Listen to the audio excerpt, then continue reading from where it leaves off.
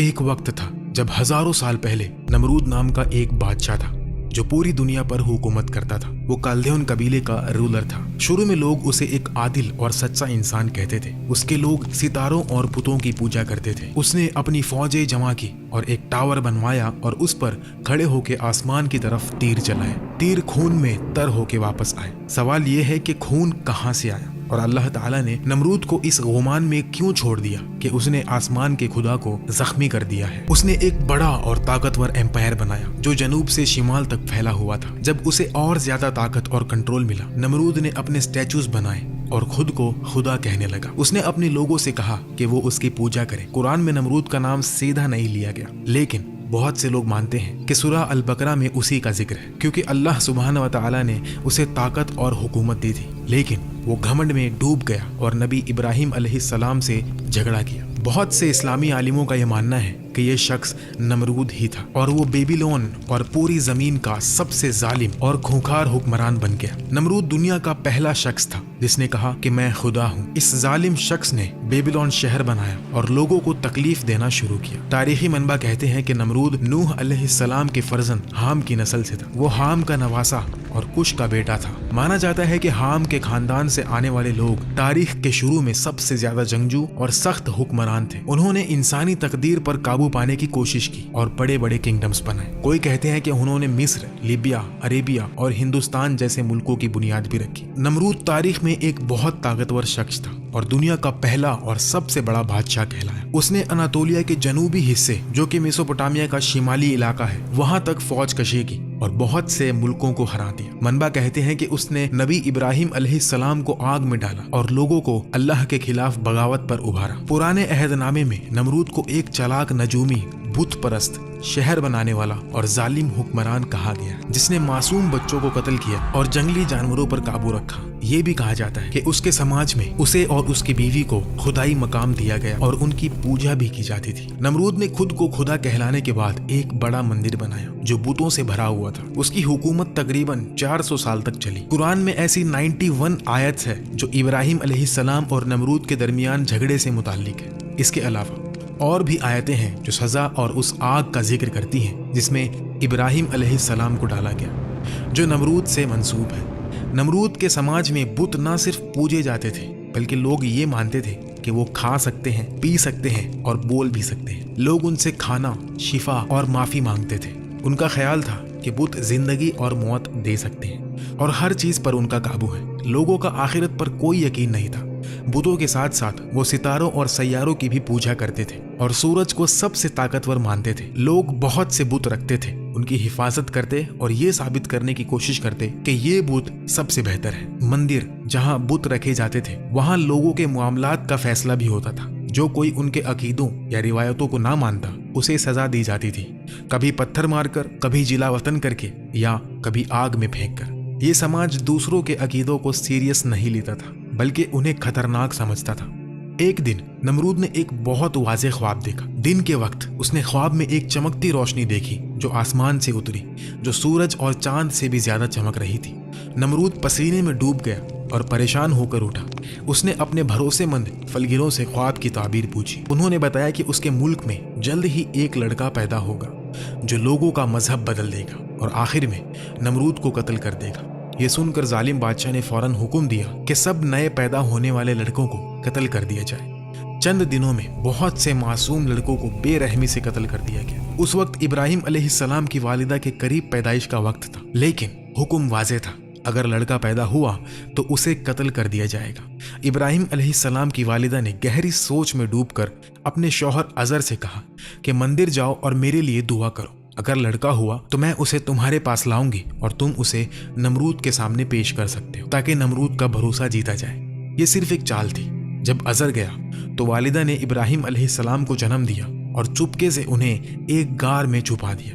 جب عزر واپس آئے تو انہوں نے کہا کہ بچہ مرا پیدا ہوا۔ جب بھی عزر گھر سے باہر ہوتے والدہ غار جاتی اور دیکھتی کہ ابراہیم علیہ السلام اپنی انگلیوں سے دودھ اور شہد پی رہے تھے جو جبرائیل علیہ السلام ان کے لیے بنا رہے تھے۔ ابراہیم علیہ السلام نے اپنا بچپن غار میں گزارا۔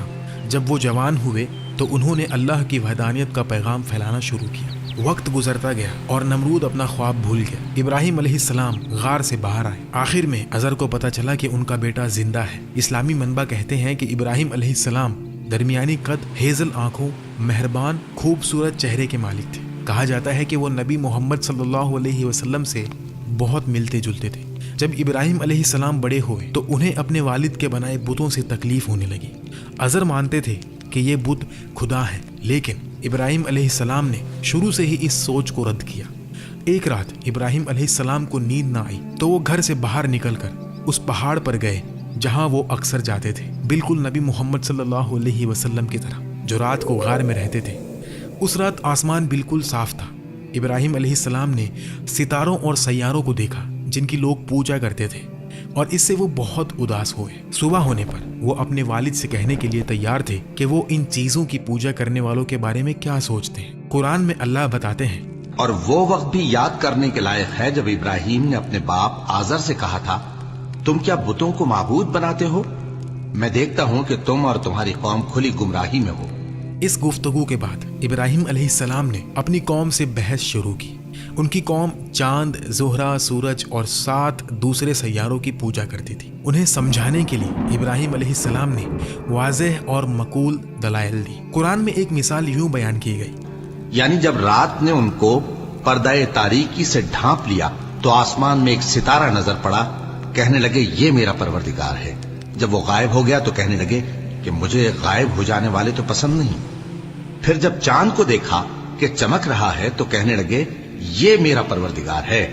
लेकिन जब वो भी छुप गया तो बोल उठे कि अगर मेरा परवरदिगार मुझे सीधा रास्ता नहीं दिखाएगा तो मैं उन लोगों में हो जाऊंगा जो भटक रहे हैं।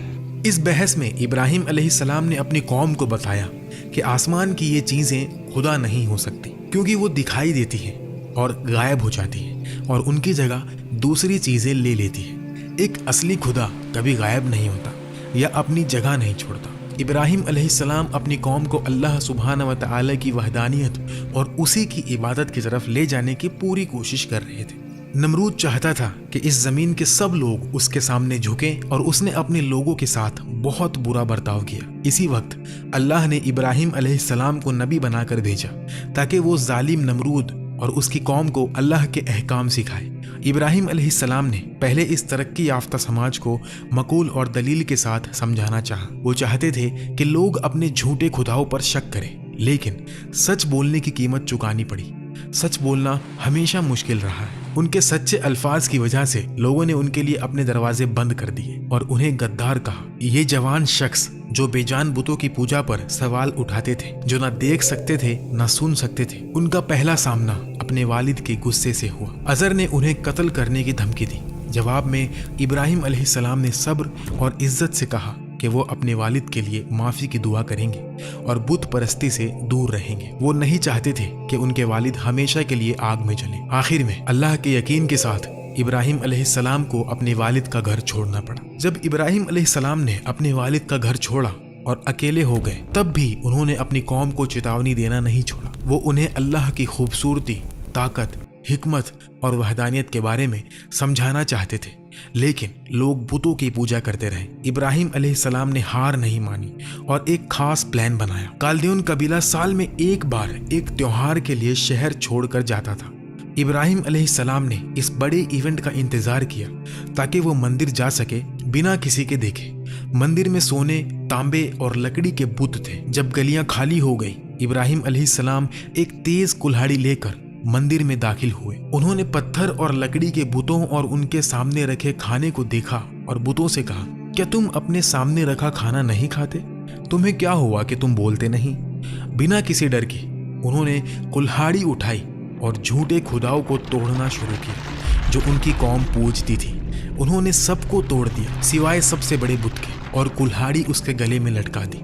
जब लोग त्योहार से शाम को वापस आए तो वो अपने खुदाओं के टुकड़े मंदिर में बिखरे देखकर हैरान रह गए। उन्होंने सोचना शुरू किया कि ये किसने किया। आखिर में उन्हें इब्राहिम अलैहिस्सलाम पर शक हुआ, जो हमेशा अल्लाह की इबादत का बुलावा देते थे। वो उनके पास गए और पूछा, क्या ये तुमने किया? इब्राहिम अलैहिस्सलाम ने जवाब दिया, शायद बड़ा बुत नहीं चाहता था कि कोई दूसरों की पूजा करे। शायद उसे गुस्सा आया और उसने कुल्हाड़ी से उन्हें तोड़ दिया। तुम खुद उससे पूछ सकते हो शायद वो तुम्हें बताए कि क्या हुआ। बुत परस्तों ने कहा, मगर बुत तो बोल नहीं सकते।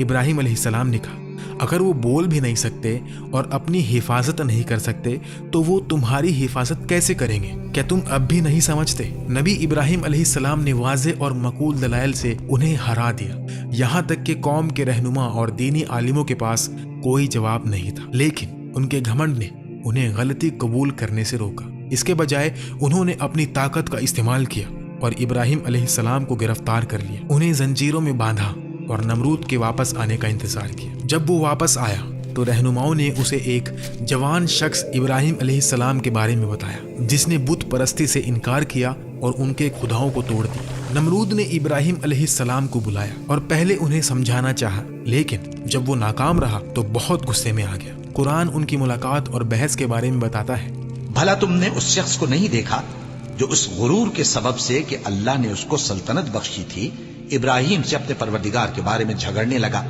जब इब्राहिम ने कहा, मेरा परवरदिगार तो वो है जो जिंदगी देता है और मौत देता है, वो बोला कि जिंदगी और मौत तो मैं भी दे सकता हूं। इब्राहिम ने कहा कि अल्लाह तो सूरज को मशरिक से निकालता है, आप उसे मगरिब से निकाल दीजिए। ये सुनकर वो काफिर हक्का बक्का रह गया और अल्लाह बेइंसाफों को हिदायत नहीं दिया करता। जब इब्राहिम अलैहिस्सलाम ने कहा, मेरा रब जिंदगी और मौत देता है, नमरूद गुस्से में आ गया। उसने अपने मशवरों को बुलाया ताकि इब्राहिम अलैहिस्सलाम के लिए सजा का फैसला किया जाए। एक ने, जिसका नाम हैनून था, कहा, इन्हें बड़ी आग में जलाओ। ये तजवीज मंजूर हुई और 1 महीने तक आग के लिए लकड़ी जमा की गई। जहालत और बेवकूफ़ी में लोग इस काम में खुशी खुशी शामिल हुए, कहते हुए कि ये शख्स हमारे खुदाओं के खिलाफ है। लकड़ी का एक पहाड़ जमा किया गया। जब आग जलाई गई तो उसकी लपटें आसमान तक उठी।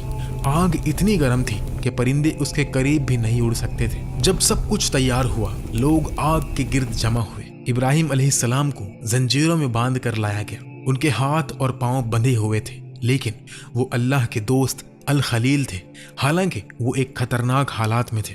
उनका दिल बिल्कुल सुकून में था, अल्लाह पर पूरा भरोसा और तस्लीम के साथ। उनके दिल में कोई डर या परेशानी नहीं थी। फरिश्तों ने अल्लाह से दुआ की। नमरूद और उसके मशवरों ने फैसला किया कि इब्राहिम अलैहिस्सलाम को आग में डालने के लिए एक बड़ी मंजनिक का इस्तेमाल किया जाए। नमरूद ने सोचा कि इब्राहिम अलैहिस्सलाम को जिंदा जलाने से वो अपने आप को खुदा साबित कर देगा। ये पहली बार था कि किसी ने उसे सच में चैलेंज किया था और वो इब्राहिम अलैहिस्सलाम के अल्फाज का जवाब नहीं दे सका। उसे शर्मिंदगी महसूस हुई, इसलिए उसने सोचा कि उसे जो खुद को खुदा समझता था, इब्राहिम अलैहिस्सलाम को उस आग में डालने का हक था जो उसने बनाई थी। उस वक्त आसमान और जमीन के फरिश्ते हैरान थे और बोले, ऐ हमारे रब, इब्राहिम जो तुझे सबसे ज्यादा याद करते हैं, उसे आग में फेंका जा रहा है।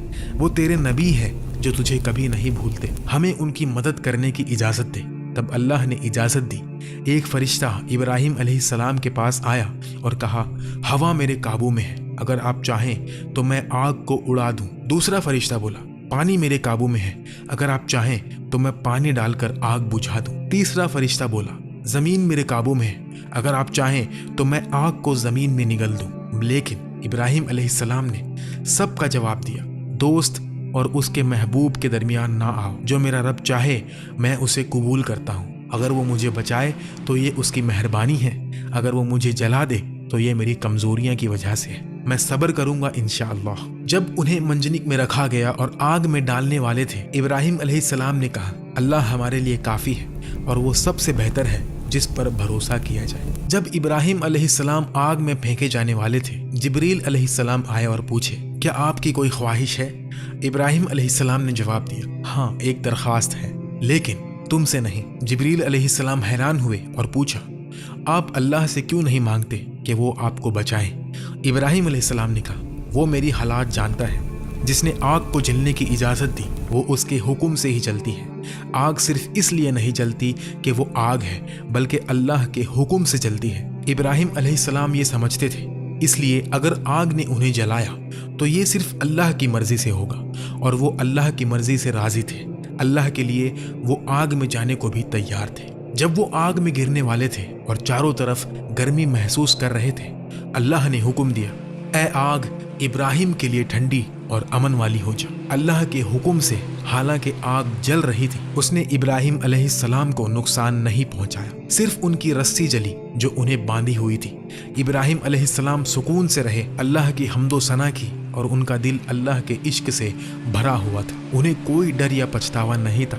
جو سچ میں اللہ سے پیار کرتے ہیں ان کے لیے آگ بھی ڈر نہیں لا سکتی۔ لوگ، رہنما اور پنڈت دور سے بڑی آگ دیکھ رہے تھے۔ آگ اتنی گرم تھی کہ ان کے چہرے جھلس رہے تھے اور ان کا دم گھٹ رہا تھا، لیکن تھوڑی دیر کے بعد انہوں نے ایک انوکھی چیز دیکھی۔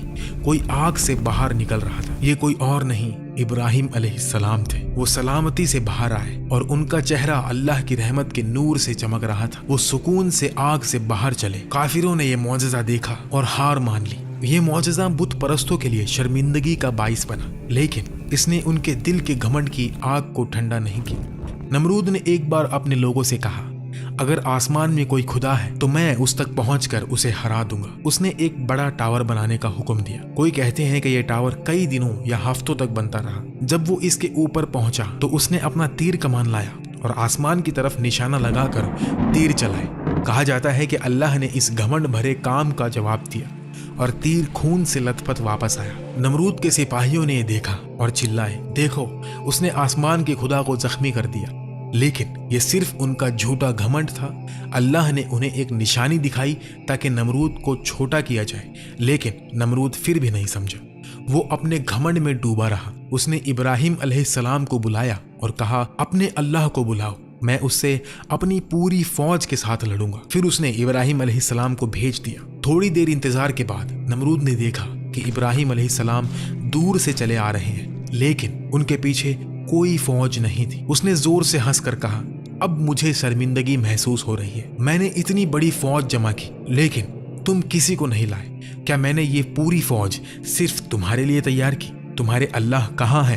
اس کی فوج کہاں ہے؟ ابراہیم علیہ السلام نے سکون سے جواب دیا، انتظار کرو، وہ جلد ہی آ جائے گی۔ تھوڑی دیر بعد مکھیوں کی ایک بڑی فوج نے نمرود اور اس کے سپاہیوں پر حملہ کر دیا۔ یہ جھنڈ اتنا گھنا تھا کہ لوگ اپنی آنکھیں بھی نہیں کھول سکتے تھے۔ ان مکھیوں میں ایک خوفناک طاقت تھی۔ وہ انسانی گوشت کھا جاتی تھی جب تک کہ صرف ہڈیاں بچی رہتی تھی۔ اپنے سپاہیوں کو درد اور پریشانی میں دیکھ کر نمرود ڈر گیا اور بنا پیچھے دیکھے اپنی محل کی طرف بھاگا۔ اس نے دروازہ بند کر لیا اور سوچا کہ وہ محفوظ ہے، لیکن ایک چھوٹی لنگڑی مکھی دروازے کے سوراخ سے اندر داخل ہو گئی اور یہ چھوٹی سی مکھی اس کا انجام بن گئی۔ مکھی اس کے ناک سے ہوتی ہوئی اس کے دماغ تک پہنچی۔ وہاں اس نے حرکت اور بھنبھناہٹ شروع کی، جس سے نمرود کے سر میں شدید درد ہونے لگا۔ نمرود درد برداشت نہ کر سکا اور اپنا سر دیواروں سے ٹکرانے لگا تاکہ مکھی مر جائے۔ جب یہ کام نہ کیا تو اس نے لوگوں کو بلایا کہ اس کے سر پر ہتھوڑوں سے مارے۔ اس نے زیادہ پیسوں کا وعدہ کیا جو بھی سخت مارے گا۔ کئی دنوں تک سپاہی اسی سر پر ہتھوڑے مارتے رہے جو 400 سال تک تاج پہنتا تھا۔